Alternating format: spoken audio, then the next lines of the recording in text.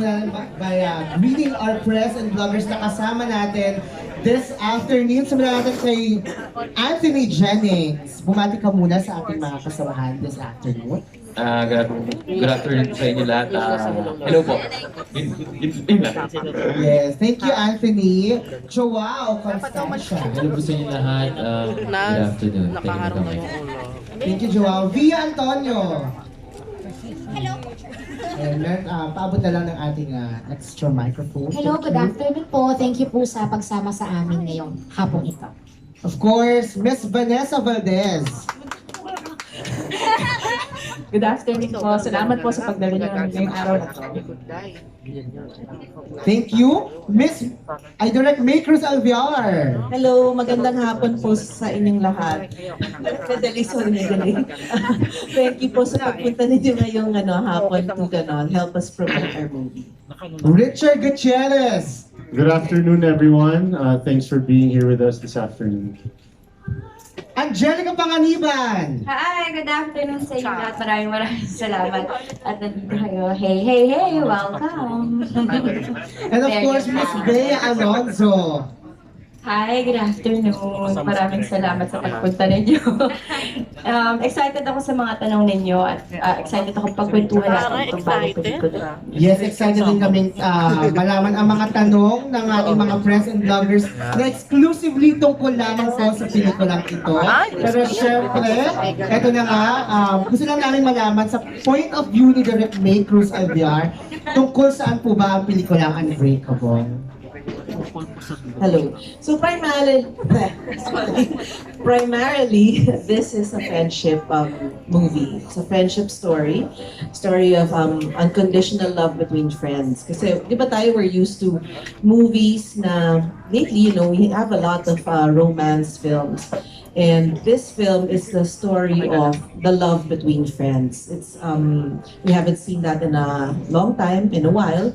So this is a refreshing story, and primarily it's about friendship and love, of course. Of course, thank you so much. Pero ito na nga, ang unang set of questions ay manggagaling kay Manay Ethel Ramos. Ang una kong tanong kay Direct May. Direct May, why the break from showbiz? Hi, Tita. Ba't para nakipag-break up sa showbiz for a while? I took a break from showbiz. My last film was 2 years ago. I took a break because my husband and I were trying to get pregnant. So it's part of what I need to do. It's to relieve myself of the stress, the puyat, ganyan. So we did that, and I did that.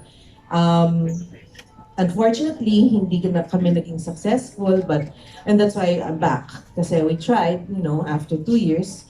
And I feel that after 2 years of trying, if it's going to be God's will for us, it's gonna happen.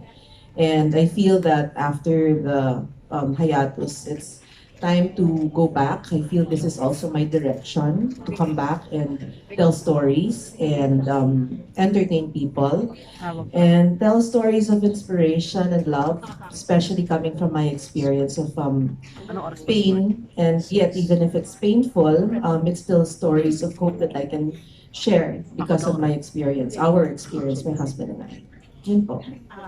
And Direct, with this comeback, walang unbreakable na. Yeah, pain makes you unbreakable. Pain makes you unbreakable. And I feel that I'm more unbreakable now because of what I've experienced. Ngayon, kung pwedeng malaman ng mga roles ng mga artista. Sige Manay, simulan natin kay Anthony kung ano ang role na ginagampanan ninyo sa pelikulang ito. Hello po, ako po si Anthony. Ang role ko po is kapatid po ako ni Ate Bea and kay Joe po. Thank you, Joao. Hello po sa inyo lahat. Role ko po dito, his name is Alfred at kapatid ko rin po sila Bea at Anthony po.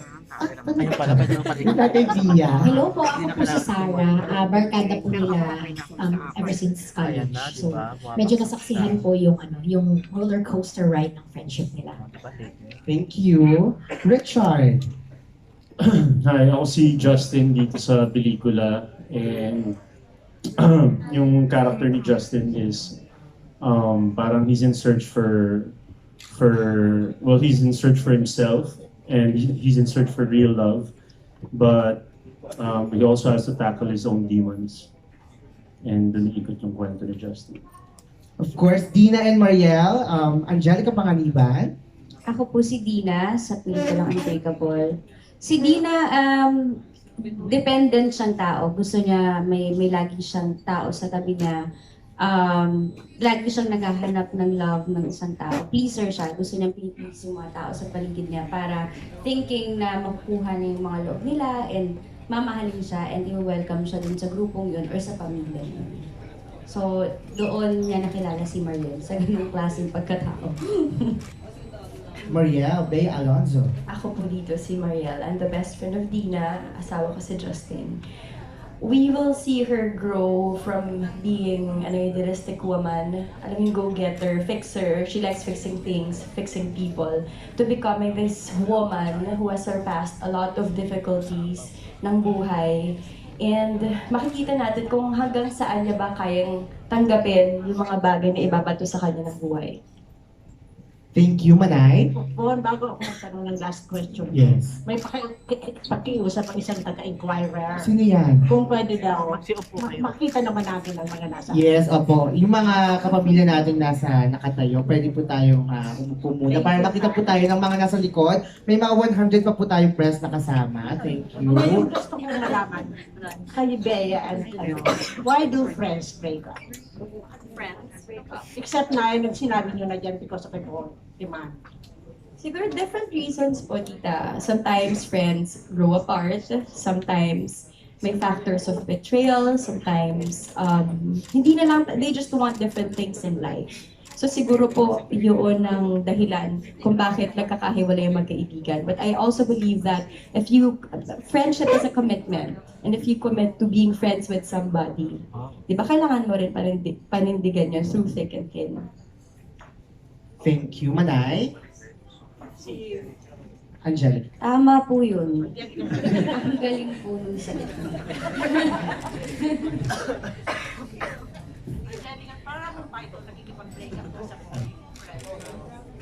Pabigyan Ano po? Parang nakikipag-break up ka sa boyfriend mo na wala nang balik.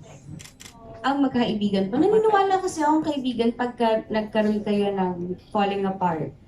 Mas madaling mag-ayusin, i-patch yung mga bagay, parang regardless kung malaki or maliit yung naging problema nyo. And I think time will heal naman po talaga, Manay. So kahit naman siguro sa boyfriend mo or sa kaibigan mo, kapag talagang nagamot mo na yung mga sugat, I think kaya mo nang magpatawad mo. And depende na lang yun sa inyo kung kaya niyo pang tanggapin yung isa't isa sa buhay mo. Ano po? Kamay po. May maaasahan pala kami. Saan po? Well, hindi na balik kasi sabi nga ni Bon, this is exclusively for Unbreakable. Yes. Thank you, Manay. Maraming salamat. Of course, dito naman tayo kay Tito Mario Bautista. Kay Richard, congratulations. The last time I saw you, you were a comedian in Fantastica. So, this time you are doing drama and I'm happy for you kasi it's about time you started a mature material like this. So, how is it going back to drama and working with two of the best actresses of ABS-CBN, Bea and Angelica? Thanks, Tito Mario. Well, yun nga, na-miss ko rin gumawa ng ganitong klaseng pelikula kasi medyo matagal na ako hindi nakagawa ng drama na film. And I'm thankful for Star Cinema for giving me this opportunity to work with Direct May, of course, Angelica and Bea and the rest of the cast. Very challenging yung role actually, kaya nga na-excite ako dahil it's another challenge for me at this point in my life. Parang I wanna test like kung nasan ako ngayon in terms of acting, in terms of telling stories and collaborating with my co-actors and my director and my writer as well. So it was a true challenge. Talaga na-test ako dito. I had to dig deep. I had to open some closed chapters in my life and think about those things and yun. So na-challenge ako dito and I'm grateful to be part of it. I'm grateful to be part of this team and to tell this story. So, yung bang experience mo for the past few years, being a dad, being in a relationship, does it contribute to your being what you are now as an actor? Did it help you mature more in terms of acting? I think so. I think the journey that I've been throughout my life, I think it helps me develop my instincts.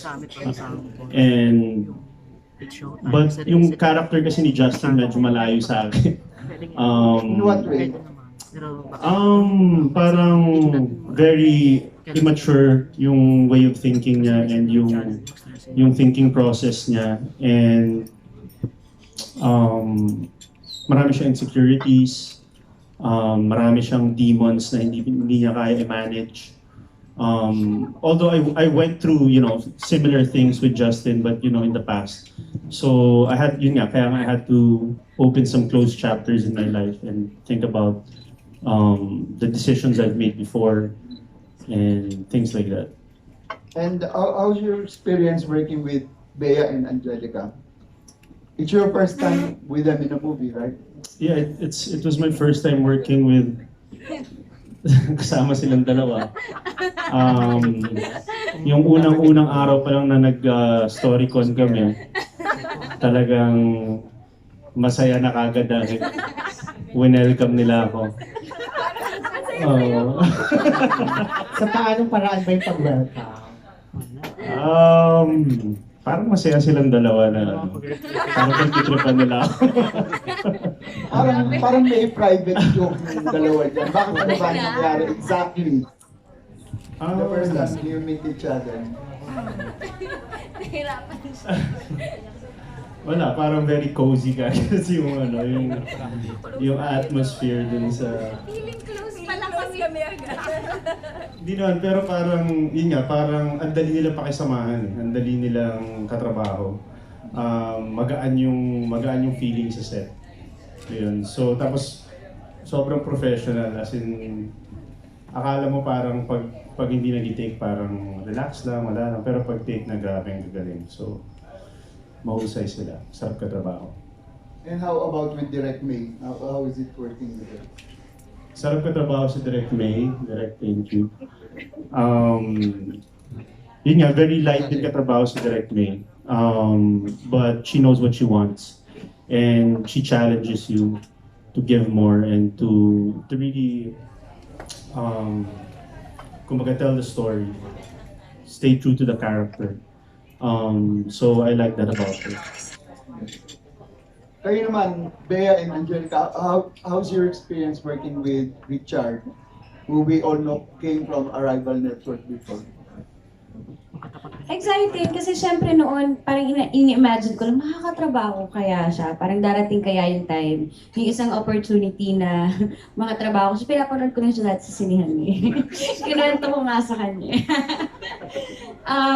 So ayun, so parang syempre inisip mo rin, 'di ba, na parang isa siya sa mga gusto mong makatrabaho talaga na inakala kong imposible. So ayun, nangyari siya and nakakatuwa. Sabi ko, lagi kong sinasabi ko, mabait pala si Richard. Parang akala ko dati medyo snobbish, sobrang tahimik. Then ano siya, sobrang siyang mahilig makipagkwentuhan, hindi ko inakala. Tapos, good listener siya. Lagi siyang parang pag nagkukwento ka, parang siyang interested. Ewan ko kung nagpapanggap siya o talagang ganun siya. So kung nagpapanggap siya, very good. Ang galing. Nagustuhan ko yung acting mo doon. Na-appreciate ko. Ayun, and syempre, in terms of acting, wala naman kami naging problema. As in, ang gaan-gaan niyang katrabaho. Masaya siyang kasama sa set. Ayun, as in okay. As in, okay ka. Okay ka? Okay na okay. Okay ka, good ka.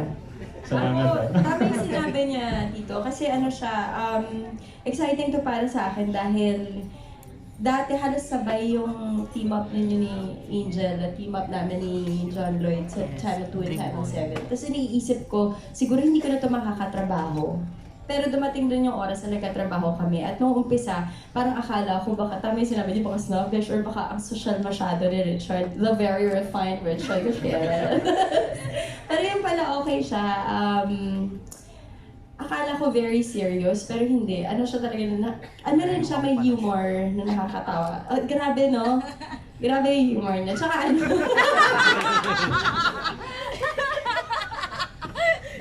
Nakaka-intriga yung tawanan kayong tawanan kayo. Hindi, pero hindi kasi kayo maniniwala, pero nakakatawa siya talagang tao. Sobra. At parang minsan hindi na sinasadyang magpatawa. Oo, yung sabi, mag-aangas si Shay. Diba? Grabe, tawa-tawa kami dun sa mga maliliit na sinasabi niya. At napakaswerte ko kasi hindi lang ito yung pagsasamahan namin. May ginagawa rin kami ng teleserye under Star Creatives. So mas maganda para sa akin, maganda sa pakiramdam ko, nakasundo ko yung katrabaho ko. So thank you. Very refined, Richard. Thank you. So yung teleserye nyo, is it ongoing? Nagtitape na kayo? Pumunta po kami ng Jensen para mag-tape. And then, for now, nagko-concentrate muna kami sa pelikulang ito. But after, we'll go back to taping. May we know the title kung may title na? Sana kayo minsan lang. Kahit minsan lang, di ba? Okay. Ay, Kahit minsan lang. kahit minsan lang. Sige pa yun. And Parang Gold Star. direct, may basically this is still a love triangle, right? But basically or primarily, it's a friendship story. So hindi siya umiikot talaga sa love triangle. It's a story of the friendship and then life happens. So the obstacles would be the marriage, the love, but it's not the main obstacle. So and then internal conflicts and then conflicts with other people. So it's still the journey of the friendship primarily. Oh, so the love angle is not really that pronounced. Yeah, well, it's there, but it's not as pronounced. So it's not an affair movie, just to clarify. Okay. So, play date nyo is December 4? November 27. So, ang dami nyo palang kasabay na magbubukas ng November 27. Good luck. I hope the movie makes it at the box office. Thank you. Thank you, maraming salamat. And of course, gusto namin tanungin si Miss Van. At ano po ba ang inspiration ng kwento ng Unbreakable? Inspiration. Wala naman. No, I just think, no, as Direct May was saying, we do a lot of romantic love stories, but we rarely do love stories that feature friendship. There are, I don't know if you noticed, but there are now more people who are single and choose to be single. And for those people who choose to be single, I think the important relationship outside the family is the friendship. So actually they're saying, and I sort of believe this, no, the breakup of a friendship could be just as devastating as a romantic breakup. And so I thought that was interesting to put in film. And ang ganda na mapagsama si Bea at si Angelica. And for several years now, I've been wanting sana that they could do a film together. I started in Star Cinema 15 years ago, and in 2007 was an important year for me, and sila yung dalawang artista ko ng taon na yun. So ever since 2007, sabi ko, sana makagawa sila ng pelikula together. And I was so happy that when we asked them earlier this year, would you be willing to do a movie together? And they were like, yes. What is it about? And when we pitched the story to them, that it's about friendship, and it's about the breakup of a friendship, na they latched onto it right away. And from the very beginning, we were saying that, this is a story about friendship. It's a kind of story that you rarely see on screen, but it's a story worth telling because I think a lot of us can relate to having friends. Actually, hindi naman lahat tayo kinakasal, hindi tayo lahat nagkaka-boyfriend, di ba? Pero lahat tayo may kaibigan. Kaya magandang ikwento tong kwento ito. Yes, true. Very well said. Of course, gusto natin malaman, ano ba ang pakiramdam ni Bea and Angelica na finally nagkatrabaho sila sa project na ito? Pwede bang tanungin mo kami next week pag may nararamdaman na kami talaga? Walking Dead. Siyempre, hindi. Ito na, mag-iisip na ako. Siyempre, masaya.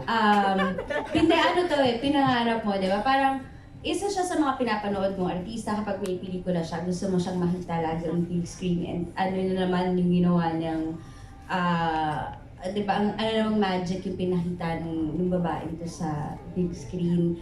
Anong talent na naman yung ipinamahagi niya. So, ang sarap-sarap na kasing panoorin kasi magaling siyang artista. Nakakapit talaga siya sa role niya since unang eksena hanggang matapos. Nakikita mo yun sa pelikula. And in-imagine ko, so, paano kaya siya pagka siya na yung katrabaho ko? And paano kaya mag-gel yung kaming dalawa? Kasi, syempre, magkaiba kami ng style, magkaiba kami ng mga projects na ginagawa. So, on that note, doon sa bandang yun, nagamit ko rin. On that note, there you have it.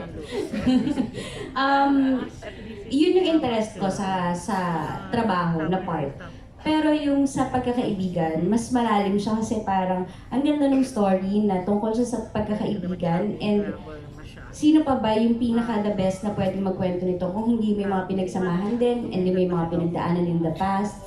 And wala na ibang maisip kung hindi siya yun, kung hindi si Bea yun, dahil walang ibang makakapag-portray ng ganong klaseng role sa pelikulang to kung hindi siya. Hindi ko ma-imagine yung sarili ko na may iba akong kausap dun sa pelikula kung hindi si Bea lang talaga. Pilit ng sinabi mo, Mami. Kala ko Walking Dead ka. Hindi, but alam mo, yung salitang masaya na makatrabaho siya, I think it's an understatement. Kasi, it's, para sa akin, it's an honor.